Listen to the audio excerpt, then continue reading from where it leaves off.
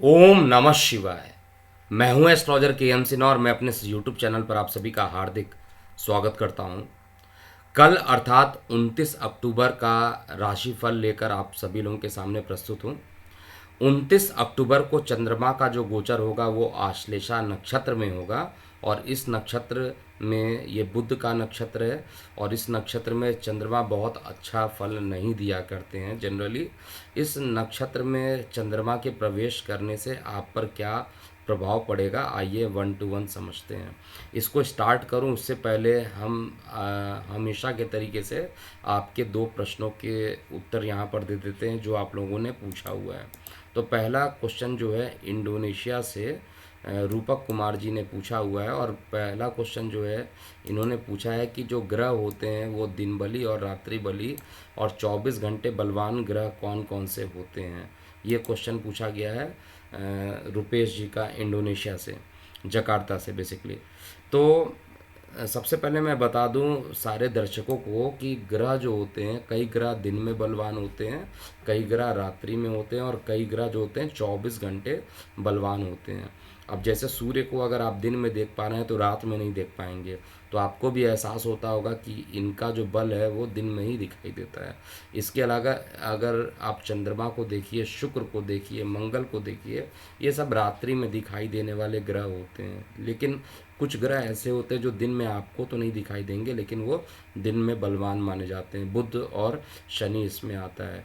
तो आपको solar system वाला जो आपको चार्ट दिखाई दे रहा है इसमें दिन बली में बुध, सूर्य और शनि होता है, जबकि रात्रि बली में चंद्रमा, शुक्र और मंगल की संज्ञा दी गई है। बेसिकली क्या किया जाता है, जो दिन होता है उसको 3 पार्ट में डिवाइड कर दिया जाता है, अर्थात जो 12 घंटे का अगर हम दिन मान लेते हैं, हालांकि 12 घंटे का एग्जैक्टली दिन नहीं होता है, ये केवल इक्विनॉक्स पर होता है। लेकिन जब 12 घंटे से कुछ ज़्यादा या कम जो भी होता है उसको 4 पार्ट में डिवाइड कर दीजिए। जो 4 पार्ट को डिवाइड करेंगे तो 12 डिवाइडेड बाई 4 जो होगा, सॉरी 3 होगा, वो 4 घंटे के आसपास होगा। तो 4 4 घंटे के 3 पार्ट आप कर लीजिए। तो पहला पार्ट सूर्योदय से लेके 4 घंटे का वो बुध ग्रह के नेतृत्व में आता है, उसका अगला 4 घंटा सूर्य के और उसके अगला 4 घंटा शनि के अंतर्गत आता है। इसके बाद जब रात्रि स्टार्ट होती है, सूर्यास्त होता है, उसके बाद का जो 4 घंटे जो बलवान माना जाता है उसमें चंद्रमा को अत्यंत बलवान माना जाता है। उसके अगले 4 घंटे के बाद शुक्र ग्रह को बलवान माना जाता है और उसके अगले 4 घंटे के बाद मंगल ग्रह को बलवान माना जाता है। ये सभी त्रिभागा बल के कैलकुलेशन में ज्योतिष नाम के जो कार्यक्रम मैंने स्टार्ट किया है, ज्योतिष सीखिए, उसमें मैं बताऊंगा, विस्तार पूर्वक बताऊंगा। लेकिन जो गुरु ग्रह होता है वो 24 घंटे बलवान होता है, इसको आप लोग नोट भी कर लीजिएगा। अच्छा क्वेश्चन पूछा गया था रुपेश जी के तरफ से। अब दूसरा क्वेश्चन जो पूछा गया है वो अजय जी का दिल्ली से पूछा गया है। और क्वेश्चन क्या है, मैं इनका चार्ट निकाल रहा हूँ जो इन्होंने क्वेश्चन पूछा हुआ है। क्वेश्चन है ध्रुव तारा और ज्योतिष में इसका क्या महत्व है। ध्रुव तारा और ज्योतिष का क्या महत्व है इसके बारे में पूछा गया है। तो देखिए, ध्रुव तारे के बारे में अगर देखा जाए तो आपको यहाँ पे डिस्प्ले में दिखाई देगा हमारा अर्थ है और ये पोलैरिस जो पोजीशन दिया हुआ है ये ध्रुव तारा की पोजीशन है। इसी को आधार मानकर पृथ्वी एक चक्कर का कैलकुलेशन किया जाता है, नंबर 1। दूसरा, इसकी डायरेक्शन जो होता है हमेशा उत्तर डायरेक्शन होता है और सप्तऋषि के जो आगे के जो 2 स्टार होते हैं वो दोनों को, स्टार को अगर आप मिला देते हैं तो वो सीधा नॉर्थ में जहाँ पर टच करेंगे, उन 2 स्टार को मिलाने पर जहाँ पर वो नॉर्थ डायरेक्शन में टच करते हैं उसी डायरेक्शन में आपको ध्रुव तारा दिखाई देता है। ध्रुव तारा काफ़ी चमकीला होता है और आपको उत्तर डायरेक्शन में दिखाई देगा। उत्तर के डायरेक्शन को बताने के लिए ध्रुव तारा का ज्योतिष में महत्व है, लेकिन इसकी कथा जो है वो अलग है। वो ध्रुव तारा के बारे में अगर आपको पढ़ना हो तो आप हमारे इस वेबसाइट के ब्लॉग सेक्शन में जाकर आप अधिक से अधिक जानकारी ले सकते हैं, kundliexpert.com के वेबसाइट पे। अब हम बात करते हैं आज का पंचांग क्या कहता है। पंचांग जो है वो उसके बारे में देख लेते हैं। यानी कल का जो पंचांग वो क्या कहता है। 29 अक्टूबर का पंचांग है और 29 अक्टूबर जो है कृष्ण पक्ष अष्टमी पड़ेगी, ऑलरेडी बताया जा चुका है। आश्लेषा नक्षत्र में चंद्रमा रहेंगे, इसलिए नक्षत्र जो है आश्लेषा है। योग शुभ है और करण जो है कौलव करण है। दिशा जो है जिसको शूल दिशा कहा जाता है वो पश्चिम दिशा है। और राहु काल जो है वो 10 बजे से ले 10:14 से लेकर 12:48 के आसपास का ये आपको राहु काल का समय रहेगा। तो यहाँ पर जो कार्य करने के लिए ये कम्युनिटी पोस्ट में हम लोग ज़रूर डेली पोस्ट कर देते हैं 4 बजे, ताकि आराम से इसको आप चेक कीजिए और प्रत्येक दिन 4 बजे आपको कम्युनिटी पोस्ट में ये मिल जाएगा।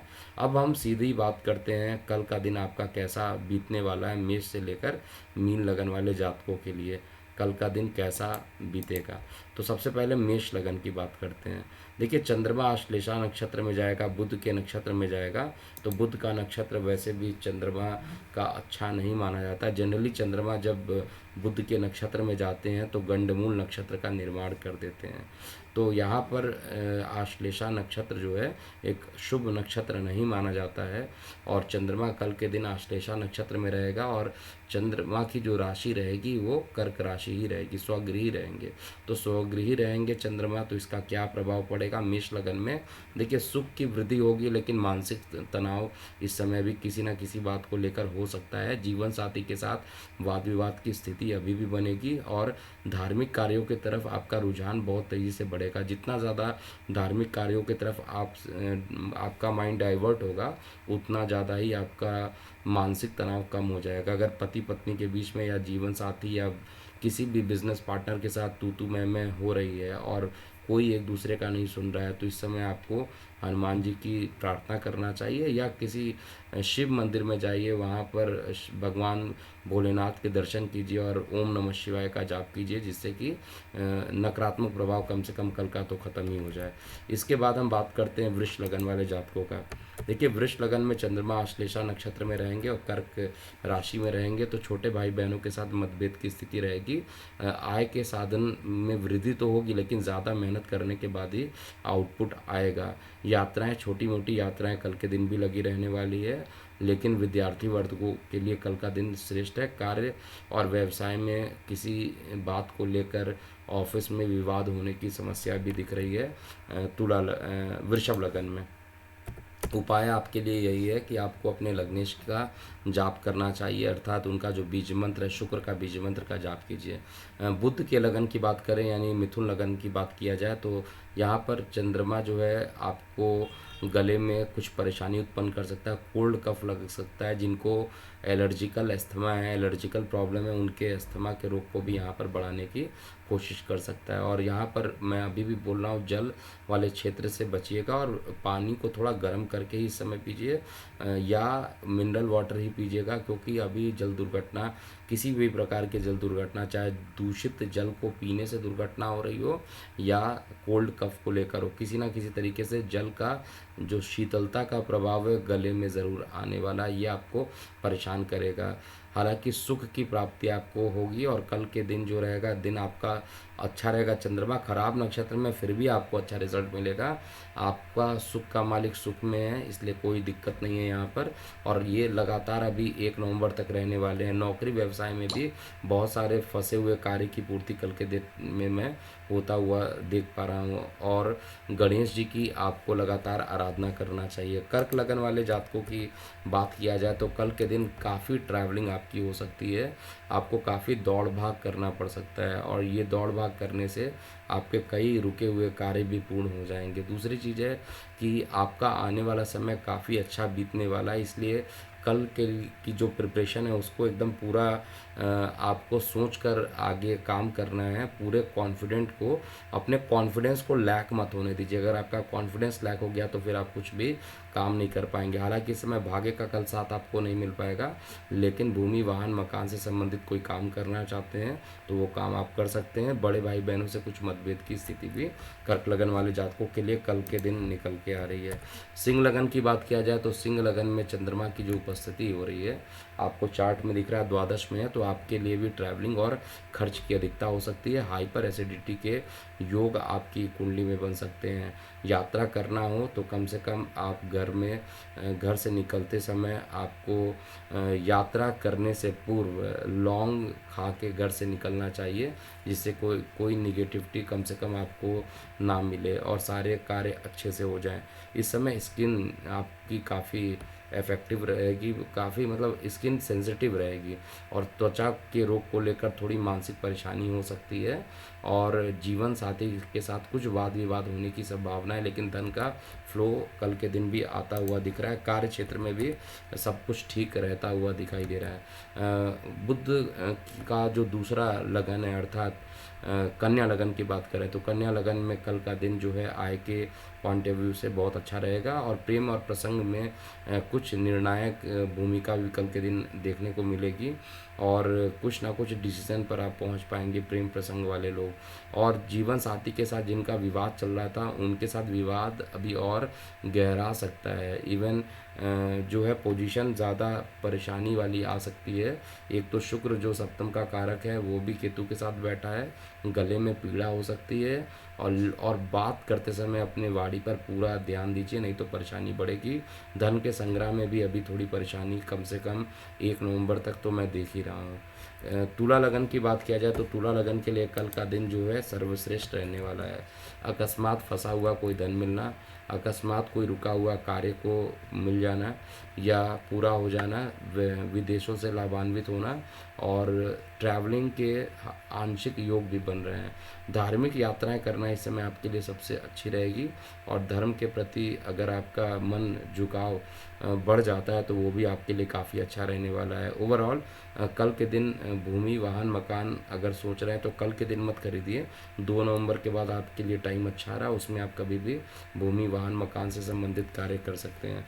वृश्चिक लगन की बात करें तो वृश्चिक लगन में चंद्रमा का जो गोचर होने वाला है, चंद्रमा आपके लगन के सापेक्ष में भाग्य में जा रहा है। भाग्य का साथ मिलना, छोटे मोटे स्किन के इन्फेक्शन को भी लेकर आना, छोटे भाई बहनों के साथ जो वाद विवाद चल रहा था उसमें अभी परेशानियों का और बढ़ना और साथ में धन का जो फ्लो है वो पहले से ज़्यादा आने की संभावना यहाँ पर दिख रही है। कार्य क्षेत्र में किसी विवाद को लेकर कोई विवाद हो सकता है, इसलिए मैं ये कहूँगा कि कल के दिन किसी भी प्रकार के विवाद से आपको बचना चाहिए और मानसिक तनाव बिल्कुल भी इस समय नहीं लेना चाहिए। ओम नमः शिवाय का जाप करते रहिए, कल का दिन आपके लिए शुभ रहेगा। धनु लगन की बात करते हैं। देखिए धनु लगन में अभी भी चंद्रमा अष्टम में बैठे हैं, इसलिए अष्टम का चंद्रमा अभी भी जल दुर्घटना करने के लिए पूरी तरीके से पर्याप्त है और ये कोशिश भी कर रहा है कि आपको गले में इन्फेक्शन करना, कोल्ड कफ और मौसम चेंज हो रहा है काफ़ी तेज़ी से तो आपको वायरल फीवर तक पहुंचाने की ये कोशिश कर रहा है। तो चंद्रमा कल के दिन बहुत अच्छे जगह पर नहीं है, एक तो आश्लेषा नक्षत्र और दूसरा आपके गले पर इसकी दृष्टि, तो अभी थोड़ा परेशानी वाला दिन रहेगा। नौकरी व्यवसाय को लेकर चीज़ें अच्छी होंगी, इसमें मुझे कहीं पे भी कोई डाउट नहीं है। और इस समय अगर कोई कोर्ट कचहरी के मुकदमे चल रहे हैं तो उसमें आपकी जीत होना ऐसा गोचर में मैं चेक कर पा रहा हूँ, लेकिन जीवन साथी के साथ अभी भी तू मैं लगी रह सकती है और जीवन साथी के जीवन साथी के ऊपर किसी ना किसी तरीके से खर्च आपका ज़्यादा बढ़ जाएगा और यही खर्च आपको आगे चलकर परेशान कर सकता है, इसीलिए कल के दिन खर्च पर संयम रखें। मकर लगन की बात करें तो मकर लगन के लिए कल का दिन जो रहेगा वो सामान्य रहेगा, ना बहुत अच्छा ना बहुत ख़राब। इस समय आपके पार्टनर में विवाद होने की संभावना है, पार्टनरशिप में किसी प्रकार का विवाद होना, जीवन साथी से किसी तरह का विवाद होना, लेकिन धन की स्थिति जो रहेगी पहले जैसे ही रहने वाली है। भाग्य से धन की प्राप्ति भी होगी और आय के साधन भी कल के दिन आपके खुले रहेंगे। जीवन साथी के साथ जो विवाद रहेगा उसमें अभी आपको वेट एंड वॉच की रणनीति अपनानी चाहिए, क्योंकि अभी इस समय कोई भी गलती से भी अगर कुछ उल्टा सीधा मुंह से निकल गया तो वो बात आगे काफ़ी लंबी बढ़ जाएगी। और इस समय जो लोग नौकरी या व्यवसाय करते हैं उनके लिए कल का दिन थोड़ा सा ग्रहण लगने वाला दिन रहेगा, इसलिए कल कोई नए काम या किसी नए प्रकार के डील पर हस्ताक्षर करना, इससे आपको बचना चाहिए।